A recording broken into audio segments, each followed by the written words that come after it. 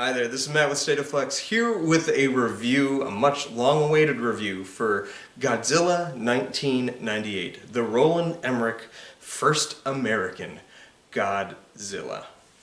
Now this is a movie that gets an incredible amount of hate. And on one hand I get that, because as a Godzilla movie, it's not particularly good.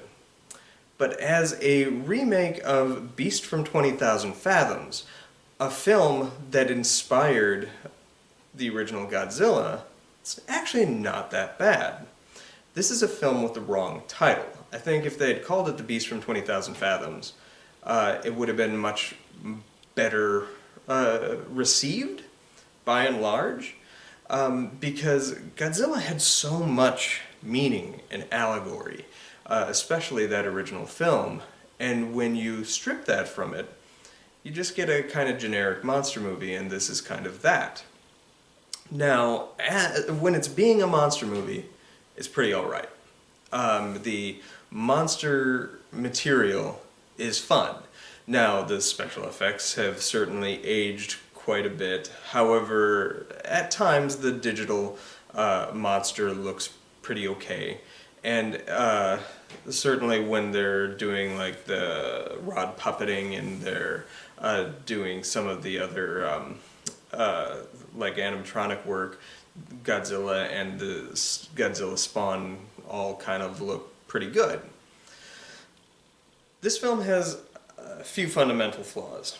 The look of Godzilla and the way he acts and stuff like that is not at all reflective of Godzilla. Again, it's much more reflective of Beast from the 20,000 Fathoms. Right down to its look. But I think this film has a solid first 15 minutes. I like the archival footage where you discover that the nuclear explosions irradiate the iguana, and that iguana is going to become what Godzilla is. And so you have that borrowing from Godzilla. You have the opening shipwreck, which is really fantastic and also very evocative of the original Gojira film. And you have the man in the bed, the sole survivor of the crash, with the little flame and him freaking out and being like, Gojira, Gojira. That is a great scene. Then the film introduces your main character, Dr. Nico Tatopoulos, played by Matthew Broderick. Why Roland Emmerich chose to cast this film like a romantic comedy is beyond me. But then I got to thinking, look at the whole breadth of films that Roland Emmerich has made. Largely they are, almost exclusively, they are big, blockbuster, explosive, world-destructing entertainment, where he almost always casts sort of like rom-com fillers. Hell, Independence Day is about your young, suave, good-looking, romantic lead, Bill Pullman, who like plays the president as if he were in a romantic comedy, where he has his country, he loses his country, and he finds his country again. That's a joke I borrowed from my bestie Kayla. If you're watching, you're a rock star. That was a funny joke. But Roland Emmerich's whole catalog is like that. Look at The Day After Tomorrow. Essentially, what this man wants to do is make a really true, honest romantic comedy, and is only getting funded for whatever reason to make big blockbuster spectacles. So he's like, I'm gonna merge these two together, and very rarely does it ever kind of work. Independence Day, I think, is the one time that it really worked well. But largely he gets great casts. Day After Tomorrow starred Jake Gyllenhaal and Quaid in like 2012. Didn't that star John Cusack and Chiwetel Ejiofor? These are good actors. He gets good talent. Hell, he made Moonfall last year with Academy Award winner Halle Berry and Patrick Wilson, who I think has given some really strong performances. But again, that movie largely fell into like family rom-com territory when it wasn't being all spectacle. So yeah, that's my diatribe on Roland Emmerich. This movie just kind of clicked those pieces together, which I found fascinating. Um, Stuff that I liked. If I ignore the fact that this is a Godzilla movie, this is a movie that I have quite a bit of fun with because the monster stuff works. And I think if you're comparing it to the other Godzilla movie, which we will talk about in several weeks' time, the monster elements at play work really well. You're given a lot of monster spectacle showcased in a way that is photographed interestingly, and big and wild and what you want from a monster movie epic. The young Godzillas are a threat. This very much, you could tell, came out shortly after Jurassic Park, and coming out the year after The Lost World.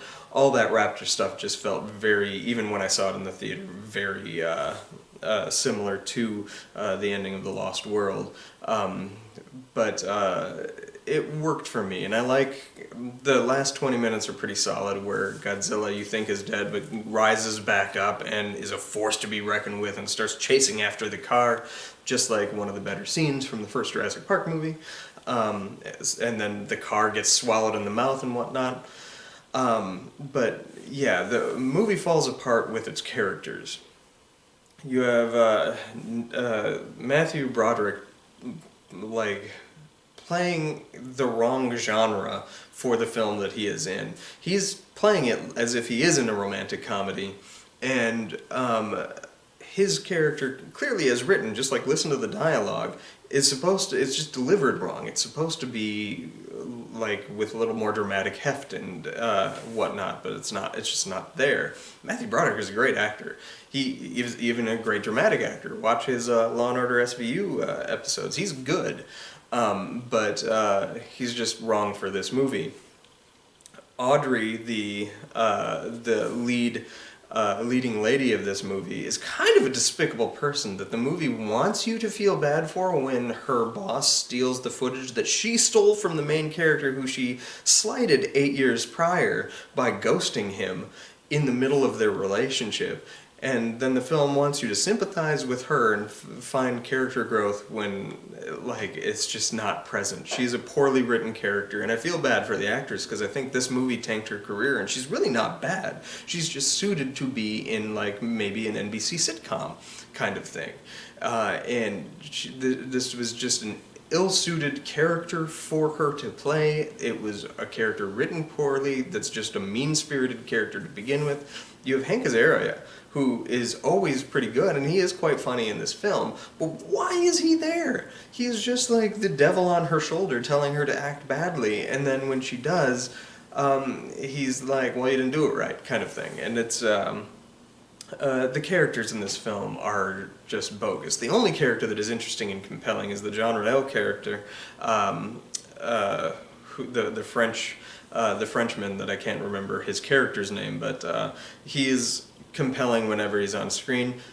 That said, a lot of that seems like superfluous material. You could have written this film without that character in it. The film would be lesser for it, but only because the characters that you're left with are so bland and uninteresting that you are left with nothing. But his character really doesn't contribute much of anything to the movie outside of a base level of intrigue that's only intriguing because everybody else to look at is annoying as hell. One thing that I also found head-scratching in the opening credits was you're given like this footage of what happened, how Godzilla came to be in the first place, right? And it's all done through like old real footage, and you're seeing like the blips in the camera frame where like dust had gotten in or various particles are interfering with the frame.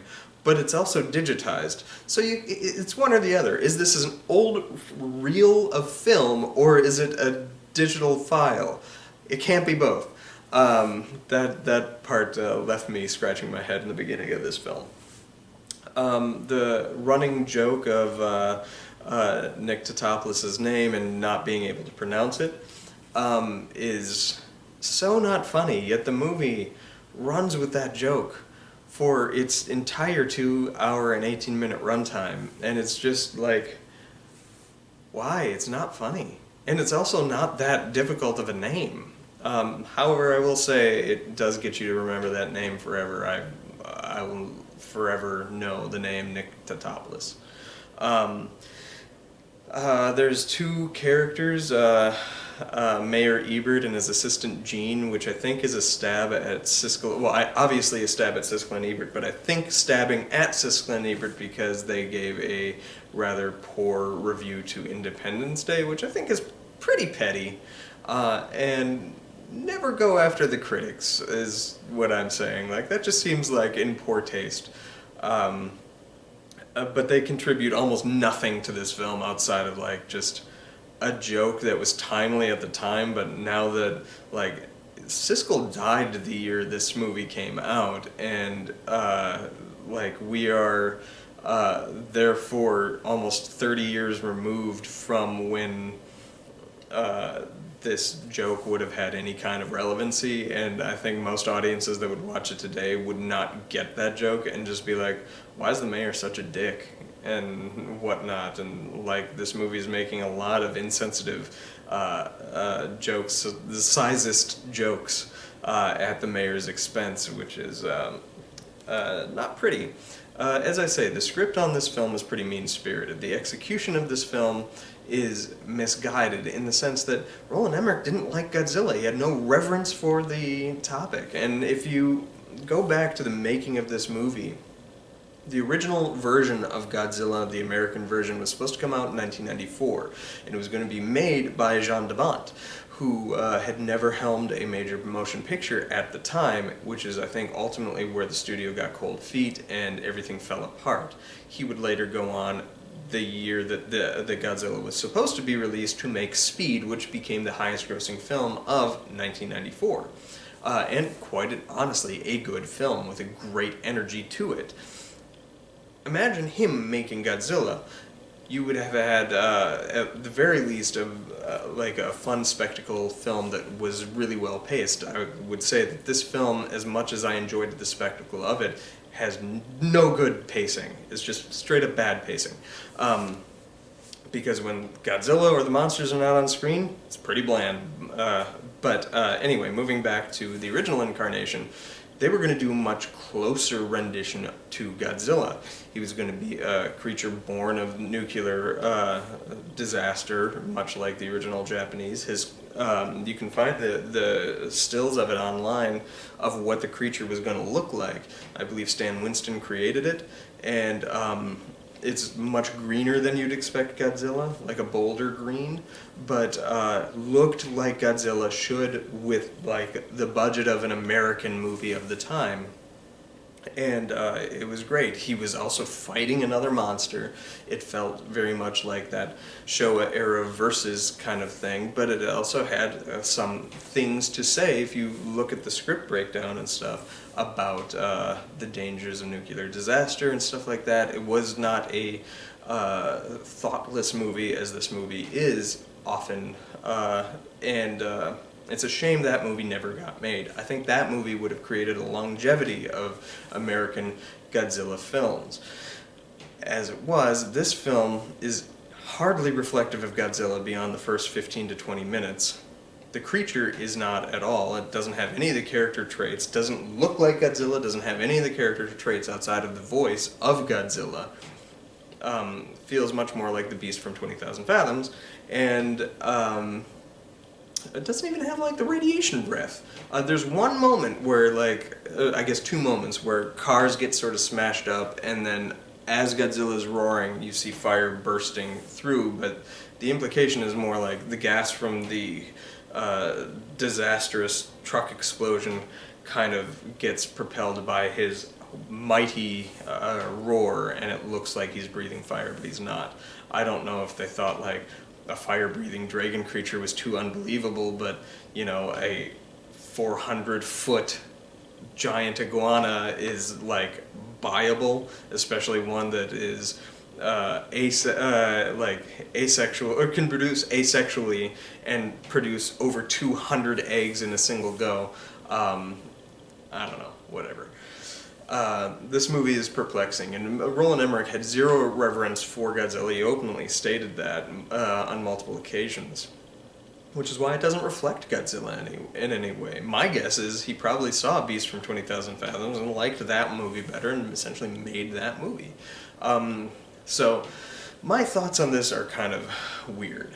I was pumped to see this when it came out. I was at the perfect age to be way into Godzilla. Saw as many Showa era films as I possibly could have, as well as a couple of Heisei ones. And then the movie came out, and it kind of like wrapped it up for me. I didn't feel the need to like deep dive into Godzilla. And it would be honestly almost 10 years, a little less than that, like 6-7 years before I revisited any Godzilla. And the only reason I did was because of Godzilla Final Wars. And then I went back and started watching some of the Millennium era films. The one good thing that this did contribute was Toho was licensing Godzilla out. Had this movie been a huge success, a stunning success that was popular, we would have had like a string of American ones, and we wouldn't have gotten some of the best Godzilla movies ever made in the Millennium era. This film caused Toho to rethink their strategy with Godzilla and remind people of why he is a character worth the reverence that this filmmaker neglected to recognize. And you would get the Millennium era films. And I think there's good things that happen in that.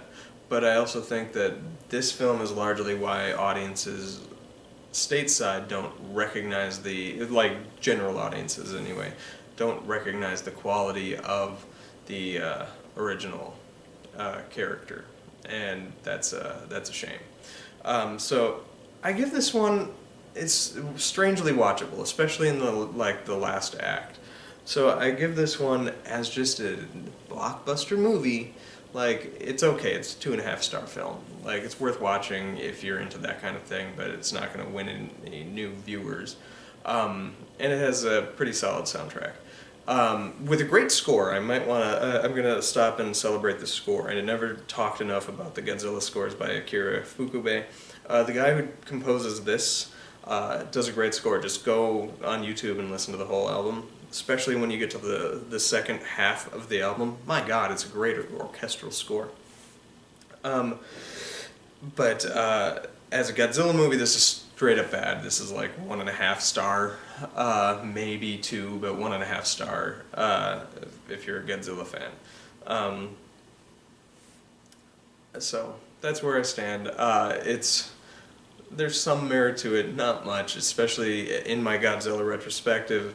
It's more of a conversation stopping point than anything else, but it would spawn great films afterwards in response to the misguided nature of this film. Now, the Americans would get this film again years down the line, and I think, honestly, I prefer this movie to the one that the Americans would kickstart again with Gareth Edwards.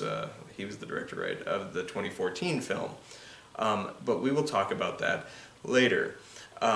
There's a lot of symmetry between those two films, and I'm excited to discuss that. But up next, we are going to review Godzilla 2000, or Godzilla Millennium, and I'm excited to do that. I have not seen that film since around 2002 or so.